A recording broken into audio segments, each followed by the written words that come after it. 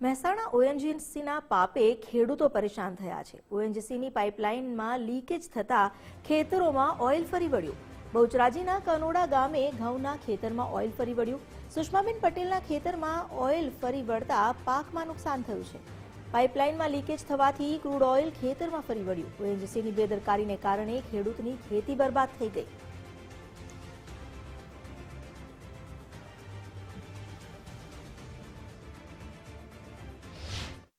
ઓએનજીસીના કારણે ખેડૂતો જે છે પારાવાર મુશ્કેલીનો સામનો કરતા હોય પ્રકારની અનેક ઘટનાઓ જે છે મહેસાણા જિલ્લામાં બનતી આવી છે। ત્યારે વધુ એક કિસ્સો જે છે ખેડૂતોની પરેશાનીનો સામે આવ્યો છે। કનોડા ગામની અંદર એક ખેતર છે જેમાં ઘઉં વાવેલા છે ને જેની અંદર અંદાજે 4 વીઘા જેટલું આ ખેતર છે ને એની અંદર ઓઇલ જે છે લીકેજ થતા સમગ્ર ખેતરની અંદર ઓઇલ જે છે ફરી વળ્યું છે ને જેના કારણે ઘઉંના ઉભા પાકને મોટું નુકસાન જે છે સામે આવ્યું છે।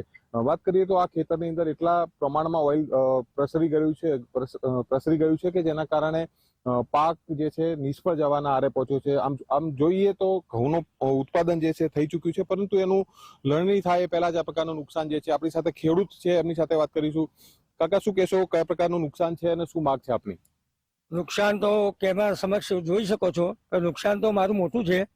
નુકસાન પાકનું તો મોટું નુકસાન છે। એ છતાંય મારે જે આ જમીન છે, જમીનનું જે ઓઇલ ભરેલું એ માટી કશું પાકે નહીં, એટલે 3 ફૂટ સુધી માટી કાઢી નાખી અને નવી માટી પૂર્યા અને 3 વર્ષ કશું પાક થાય નહીં, એટલે એના માટે ખાતર, નવી માટી અને ચાલુ વર્ષ છતાંય બીજા 3 વર્ષનું મને પાક નુકસાની અને જે આ માટી ઉઠાવવાનો જે ખર્ચ થાય તે ખર્ચ અને જે નવી માટી નાખવાનો થાય ખર્ચ મને મળે એવી હું મીડિયા સમક્ષ રજૂઆત કરું છું।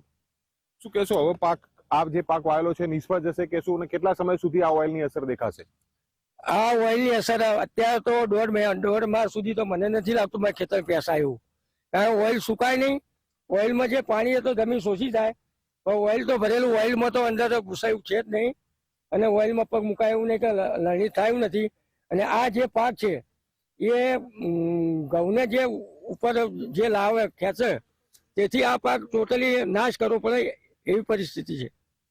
તો આ ખેડૂત કે જેમનું કેવું છે કે આવનારા 3 વર્ષ સુધી આ ઓઇલની અસર જે છે ખેતરમાં દેખાશે અને ઓઇલ જે છે જમીનમાં શોષવાના કારણે એની ફળદ્રુપતા પણ ઘટી જશે અને જેના કારણે ખેડૂત જે છે પારાવાર મુશ્કેલીઓનો સામનો કર્યો છે। ખેડૂતની એવી માંગ છે કે તમામ પ્રકારનું વળતર જે છે ખેડૂતને ચૂકવવામાં આવે। આમ તો ઓએનજીસીના કારણે અનેક પ્રકારની તકલીફો જે છે સામનો મહેસાણા જિલ્લાના ખેડૂતો કરતા આવે છે, પરંતુ ઓએનજીસી દ્વારા આ ખેડૂતને યોગ્ય વળતર મળે તે પ્રકારની માંગ હાલમાં ખેડૂત કરી રહ્યા છે। મુકેશ જોશી, ગુજરાત ફર્સ્ટ, મહેસાણા।